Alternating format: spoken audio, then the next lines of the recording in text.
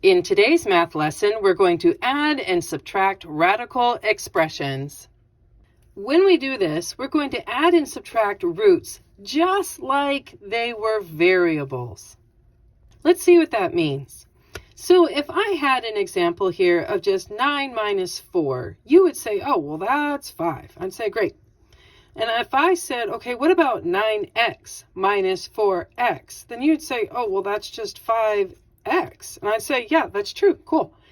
And if I had, 9 square root of 3 minus 4 square root of 3, then that is just 5 square root of 3. So we have the same rules of adding and subtracting as far as 9 minus 4, but just like with variables, you have to have the same variable in order to do the subtracting, the combining like terms. And thus you have to have the same root in order to, again, combine like terms and do that subtracting. So just remember that as you add and subtract your roots, you have to have the same root because you're combining like terms. So that's really all that we're doing here. Treat it as though it's regular adding and subtracting, as you might even with a variable, just to help your brain adjust to having something more than just a constant number to work with. In example 1, we're going to add and put into the most simplest form 4 square root of 5 plus a square root of 5.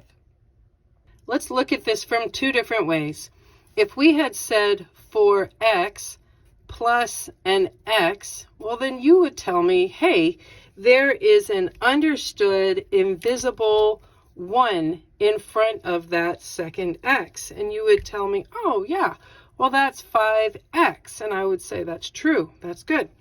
So here, in order to adjust with the roots, you would say the same thing. So this is a simile, I guess, so to speak, where this 4 square roots of 5 is plus 1 square root of 5.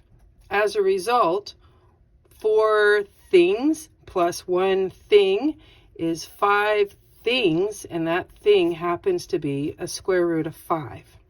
So this is a little bit strange to adjust out of variables and into having roots, but really it is the same rules. So we end up with 4 square root of 5 plus 1 square root of 5 equaling 5 square roots of 5. And there you go. In example 2, we're going to add and write our answer in the simplest form, negative 10 square root of 3 plus 6 square root of 3. So if you looked at this from the variable example, then you might say negative 10x plus 6x, and you would say, oh, well, that's just negative 4x. And I'm going to say that's true. So to adjust to having the square root of 3, we're doing the exact same thing. So negative 10 square root of 3 plus 6 square roots of 3 is equal to negative 4 square roots of 3. And there you go. In example 3, we're going to subtract and write in the simplest form 2 square root of 99 minus 9 square root of 11. Now, in order to combine like terms, these roots have to be the same, and right now they're not. I have a 99 in the first one and an 11 in the second one. So let's see if we can simplify and tear apart the square root of 99 and see if it'll make us a square root of 11 as a result. So 99 comes from 11 times 9. Yep, not a lot of options. And 9 comes from, 3 times 3. And we remember from a previous lesson that when you're working with roots of numbers, it takes 2 of the same number in order to make a bundle, and that you might have leftovers that don't get to be in a bundle. And we were going to write those as bundles, square roots, leftovers. Do you remember that? I hope so. So we have a bundle of 3s, I have a square root, and I have a leftover minus 9 square root of 11. Now, you might be wondering, hey, wait a second. there's a 2 right here, and I'm going to say you're absolutely right. So we have to acknowledge this 2 that's here in front of the square root and bring it over in front of the square root that we tore apart that's now simplified. It was the square root of 99. It is now 3 times the square root of 11. So we can bring this 2 and 3 together, multiply, because 2 in front of a root means multiplying. So 2 times 3 is 6 square roots of 11 minus 9 square roots of 11. And now we can combine the like terms. They both have the square root of 11.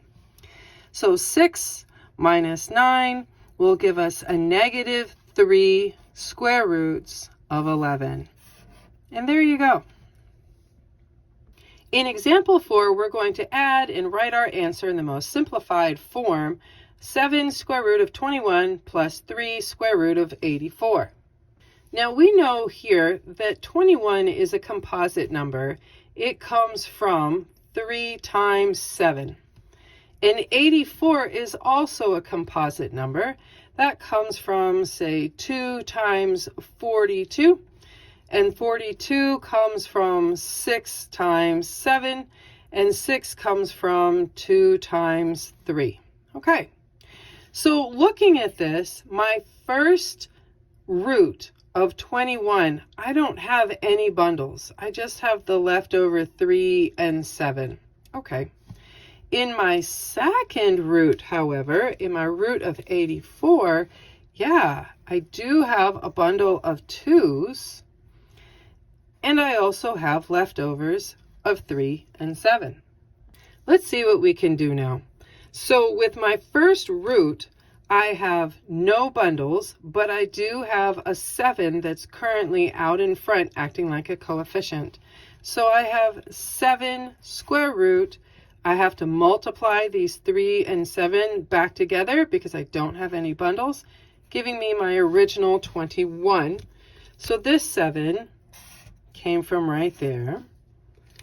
And then I know that I have a 3 that's waiting out in front, acting like a coefficient, in front of my second root, but I also have a bundle of 2s. So here I am multiplying my bundle of 2s with my leftovers of 3 and 7 being multiplied back together. So what does that give us? That gives me 7 square root of 21 plus 3 times 2 is 6 square root of 21. And together, I can now combine them as they have the like terms. They're both square root of 21. So 7 square root of 21 plus 6 square root of 21.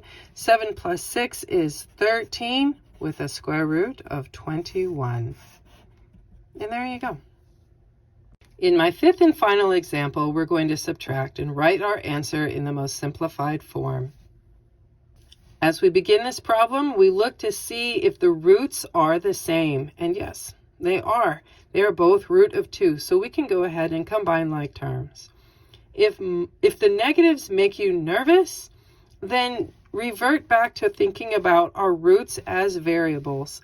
So if you need to, you might say, hey, negative 3x minus 10x. Oh, well, that would give me negative 13x. Very similar process here. So negative 3 square root of 2 minus 10 square root of 2 gives us that same negative 13, but instead of an x, I have a square root of 2. And there you go.